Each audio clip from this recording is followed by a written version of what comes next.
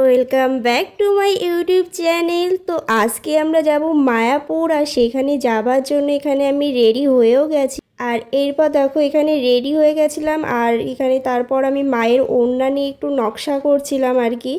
যাই হোক, দেখছিলাম আমাকে কেমন লাগে এই ওড়নাটা নিয়ে। আর এরপর দেখো এখানে আমি আর আমার মা একটু গাড়ির জন্য ওয়েট করছিলাম, আর এরপর গাড়ি চলে এসছে। তো আমরা আজকে মায়াপুর যাব এই অটোতে করে। আর তোমরা না মায়াপুর কিন্তু অনেকভাবে যেতে পারো। মায়াপুর যেতে গেলে তোমরা ট্রেনে করেও যেতে পারো, আবার এরকম ডিরেক্ট গাড়িতে করেও যেতে পারো। গাড়ি ভাড়া করলে মানে ডিরেক্ট মায়াপুরের কাছে গিয়ে পৌঁছাবে। আর যদি ট্রেনে করে যাও তাহলে আবার এখান থেকে গিয়ে আবার পরে গাড়ি চেঞ্জ করতে হবে। যেহেতু আমাদের সাথে আমার এই পুচকু মাম্মামটাও গিয়েছিল, আর বাচ্চাকে নিয়ে বারবার গাড়ি চেঞ্জ করতে গেলে অনেক অসুবিধা হয়ে যেত, তার জন্যই আমরা ডিরেক্ট গাড়ি ভাড়া করে গিয়েছিলাম, যাতে বারবার গাড়ি চেঞ্জ করতে না হয় আর কি। আর এরপর দেখো এখানে আমরা মায়াপুর যাবার যে রেল লাইনটা, এটা নতুন তৈরি হচ্ছে, তো মানে হয়েও গেছে কমপ্লিট। আর একদিন নাকি ট্রেন চালু হয়েছিল, কিন্তু তারপরে আবার বন্ধ হয়ে গেছে কিছু অসুবিধা থাকার জন্য। এরপর আমরা অটো স্ট্যান্ডে এসে নেমে পড়েছি, আর এখান থেকে আবার যাব হচ্ছে মায়াপুরের ঘাটে। তার জন্য এখানে প্রথমে আমরা স্বরূপগঞ্জের ঘাটে পৌঁছে গিয়েছি। এখান থেকে আমাদের আবার নদী পার হতে হবে, আর এই জায়গা থেকে তোমরা ঘাটের সমস্ত ডিটেল পেয়ে যাবে, চাইলে পজ করে দেখে নিতে পারো।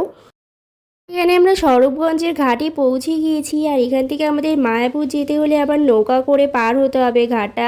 আর এই স্বরূপগঞ্জের ঘাটটা না ভীষণই সুন্দর ছিল, মানে এত দারুণ লাগছিল জায়গাটা। এরপর এখানে আমরা সবাই মিলে ওয়েট করছিলাম নৌকা আসার জন্য। আর তারপর দেখো এখানে নৌকা চলেও এসেছে। তো এরপর আমরা সবাই মিলে এক এক করে উঠে পড়েছি নৌকাতে। নৌকাতে উঠে তো দেখো এখানে আমার জামাইবাবু সানগ্লাস পরে পোজ দিতেও শুরু করে দিয়েছে আর কি, এত সুন্দর জায়গা দেখে।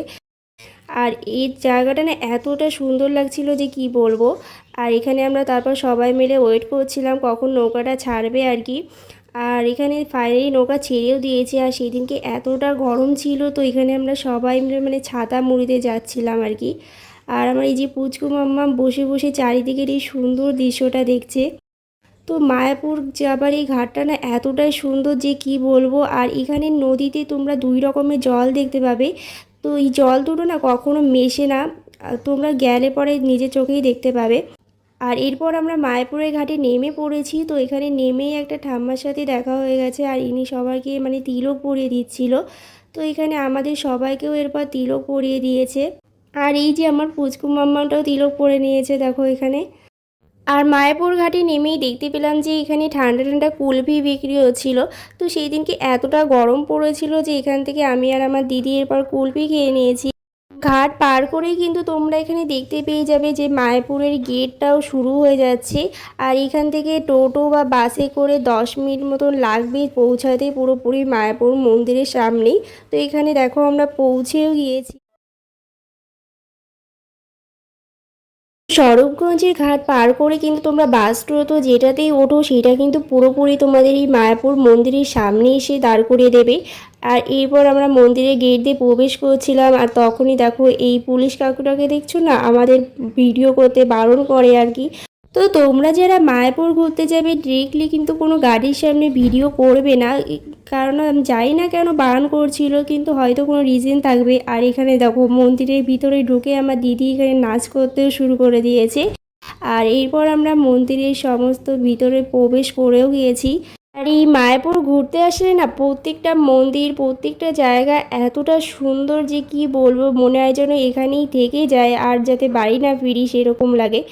তো তোমরা অনেকেই জানবে যে এই মায়াপুরের ইস্কন মন্দিরটা কিন্তু মেন মন্দির, কিন্তু আসলে কিন্তু এটা নয়। এই ইস্কন মন্দিরটা কিন্তু অনেক পরে থেকে তৈরি হচ্ছে, এর অনেক আগে থেকে কিন্তু এই যে এই রাধাকৃষ্ণের মন্দিরটা ছিল, আর এটাই কিন্তু মায়াপুরের সেই মেন মন্দির। আর এরপর দেখো এখানে আমরা একটা গাছের নিচে চলে এসেছি, আর এই গাছে না দেখো কত ফল হয়েছিল। তো এই গাছটা কী গাছ ছিল আমি বুঝতেই পারছিলাম না। আর এখানে আমার পুচকু মামার খিদে পেয়ে গেছিলো, তাই ওখানে খাওয়ানো হবে। আর এরপর আমরা তারপর ঘুরতে বেরাবো সবাই মিলে আবার মায়াপুর মন্দিরে। তো এখানে দেখো আমরা আবার ঘুরতে বেরিয়ে পড়েছি। তো এখানে কত রকমের সব মায়াপুরের প্রসাদ টোসাদ বিক্রি হচ্ছিল, আর সব ঠাকুরের মূর্তি বিক্রি করছিল এই জায়গাটায়। আর এই যে এখন আমরা যাব মায়াপুরের মেন মন্দিরে। আর এই যে মায়াপুরের কিন্তু এটা থিয়েটার, এই থিয়েটারটা কিন্তু নতুন ওপেন হয়েছে। তো এটা কিন্তু আগে ছিল না, বেশ কয়েক বছর আগে ছিল না। আর এই থিয়েটারের ভিতরে কিন্তু সব রাধা কৃষ্ণের সব লীলা টিলা দেখানো হয়।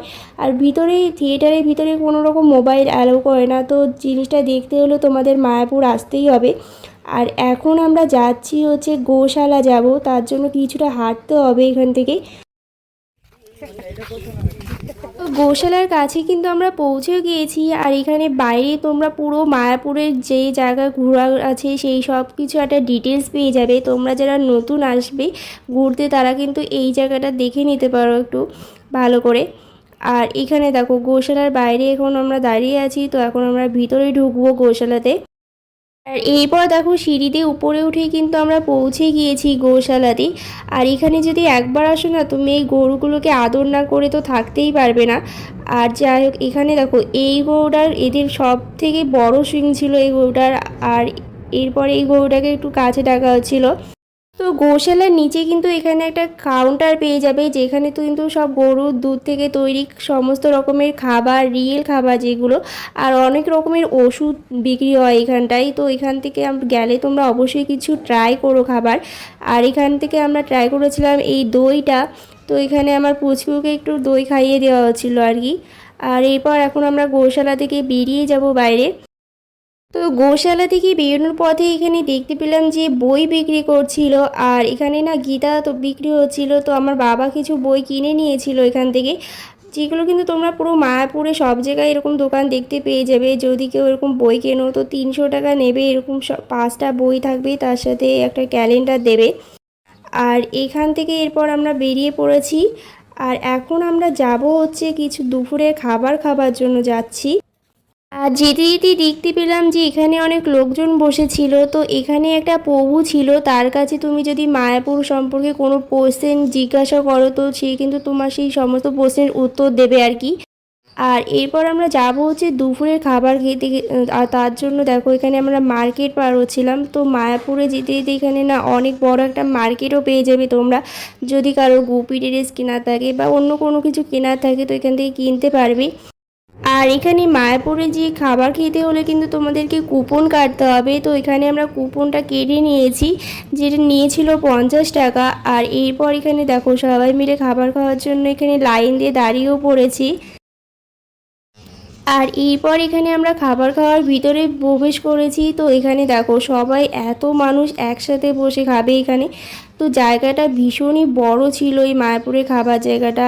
আর এরপর দেখো কি কি খেতে দিয়েছিল আমাদের প্রসাদে।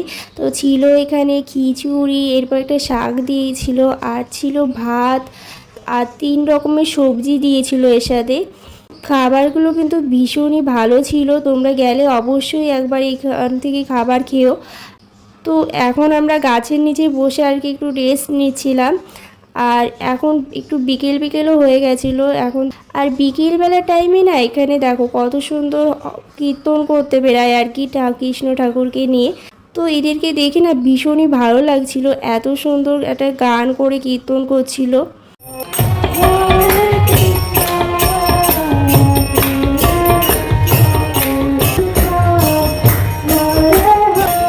এরপর আমরা যাব হচ্ছে মায়াপুরের সন্ধ্যা আরতি দেখার জন্য এই মন্দিরটার ভিতরে। আর তোমরা যারা মায়াপুর ঘুরতে যাবে না অবশ্যই কিন্তু সন্ধ্যা আরতিটা দেখে এসো, কারণ এই সন্ধ্যা আরতিটা কিন্তু ভীষণই ভালো লাগে। আর দেখো সন্ধ্যা আরতি দেখে বেরিয়ে কিন্তু আমাদের এখানে রাতও হয়ে গেছে। তো এখন আমরা যাব হচ্ছে বাড়ির দিকে।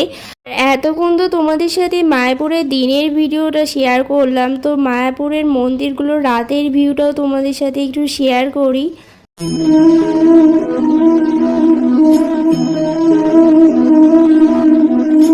আর এরপর এখানে দেখো বাড়িতে যাবার জন্য আমরা বেরিয়ে পড়েছি মায়াপুর থেকে। তো এখানে মার্কেটটা পার হচ্ছিলাম মায়াপুরের। এরপর এই মার্কেটটা পার করে আমরা পৌঁছে গিয়েছি আবার মায়াপুর ঘাটে। তো এখান থেকে আবার নৌকা পার করে যাব স্বরূপগঞ্জের ঘাটে। তো সেখান থেকে আমরা আবার গাড়িতে করে যে এসেছিলাম সেই গাড়িটা করেতেই পুরো বাড়ি ফিরবো। তো আজকের মতন ভিডিওটা এখানেই শেষ করছি। যদি ভালো লেগে থাকে অবশ্যই লাইক শেয়ার করে দিও।